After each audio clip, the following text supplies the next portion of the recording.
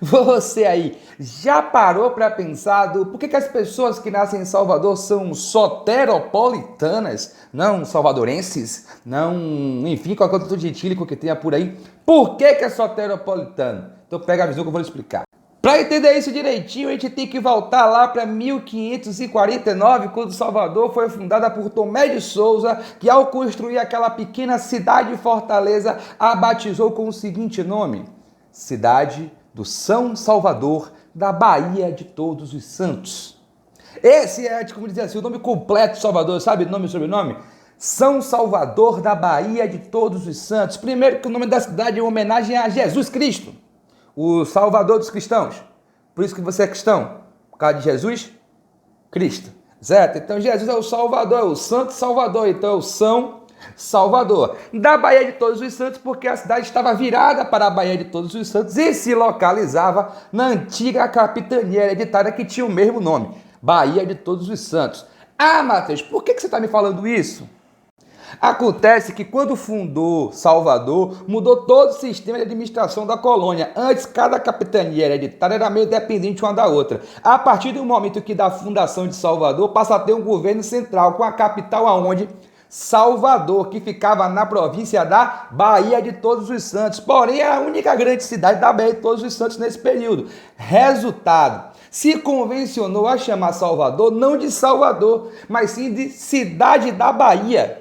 A cidade da Bahia era Salvador. E por anos, décadas e séculos, todo mundo sempre chamou Salvador de Cidade da Bahia. Você pode verificar isso que até hoje pelos interiores aí do estado da gente, né, aqui da Bahia, você vai ver muito coroas, senhores, as senhoras quando querem vir para Salvador, usar o termo de vou para Bahia. Vou para Bahia é vir para Salvador. Por quê? Porque Salvador era a cidade da Bahia. Você dá para entender? Dá para entender?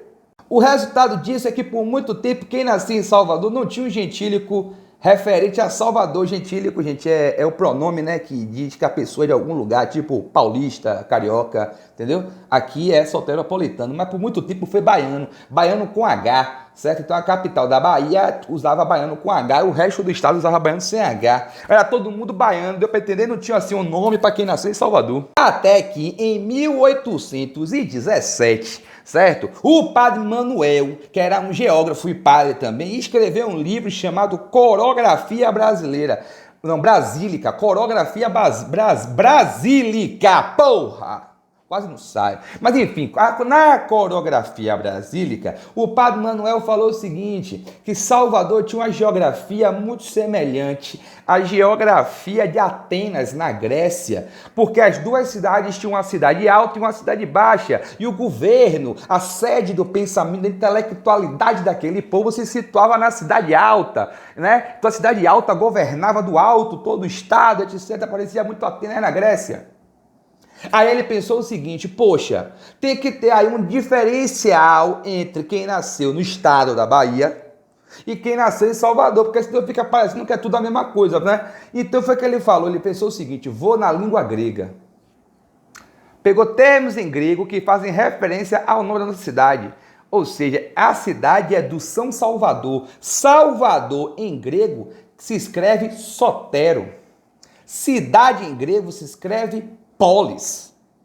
O sufixo iano, né, no português faz referência a quem nasceu em algum lugar. Juntou tudo e Padre Manuel criou a palavra soteropolitano, aquele nascido na cidade de Salvador.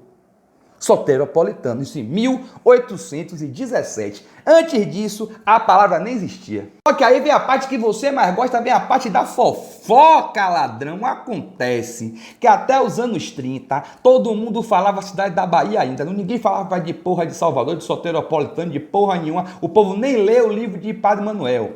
Até que nos processos de modernização da cidade que começaram ali no início do século XX e foram até os anos 30, 1930, existia um projeto para demolir a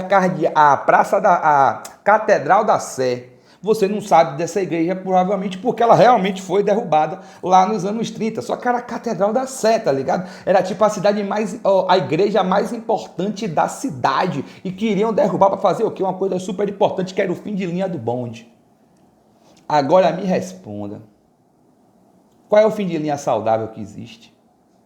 Entra aí, então, a importância do cardeal da época, o arcebispo primário do Brasil, que é o cara da Diocese de Salvador na época. O nome desse cara era Cardeal da Silva. Sim, Cardeal da Silva, aquela rua da Federação, lá, a Avenida da Federação, que só anda engarrafada, atrapalha a porra toda, que tem aquela escola que engarrafa a porra toda dos meninos, que tem faculdade, que é uma putaria, aquela Cardeal da Silva. Foi Cardeal da Silva que, para poder deixar de que demolisse a igreja, jogou um baratino, o melhor baratino de todos os tempos. Quem jogou? Cardeal da Silva, que bateu tudo, foi Cardeal da Silva fez. Como ele estava negociando com o prefeito de Salvador para poder derrubar a zorra da catedral, ele pensou o seguinte: eu preciso aqui criar uma distração. Vou meter o louco. Vou jogar aqui um bagulho aqui que ninguém vai entender nada. Cardeal da Silva começou a meter todas as comunicações, todas as cartas, tudo que a igreja falava com o povo da cidade, ele começou a falar como povo soteropolitano. Ele achou lá o livro de Padre Manuel, pensou, esse padre é bom, vou jogar aqui, e jogou o bagulho. E a partir daí, então, ele começou a chamar todo mundo de soteropolitano. Você pode estar achando alguma coisa assim meio besta, só que é o seguinte: naquela época a Igreja Católica de fato mandava na porra toda. Então quando a Igreja Católica fazia um bagulho, todo mundo meio que prestava atenção. Era uma coisa muito importante, sacou? E quem embarcou nessa onda também foi o prefeito de Salvador, que começou a pegar os documentos oficiais e tratar não mais de povo da cidade da Bahia, e se colocar povo soteropolitano. Qual foi o BO que rolou? O jornal à tarde era brigado com o Cardeal da Silva, era treta boa, era confusão gostosa. E o povo do jornal à tarde era o jornal mais lido da cidade, era quem conseguia de fato fazer assim uma denúncia, escaldar um negócio mesmo assim a vero, sacou? E aí o que aconteceu? O jornal à tarde ficou de implicância com o Cardeal da Silva e com o prefeito por causa do soteropolitano, tanto que ele mandou colocar na capa assim, ó: à tarde, cidade da Bahia e a data.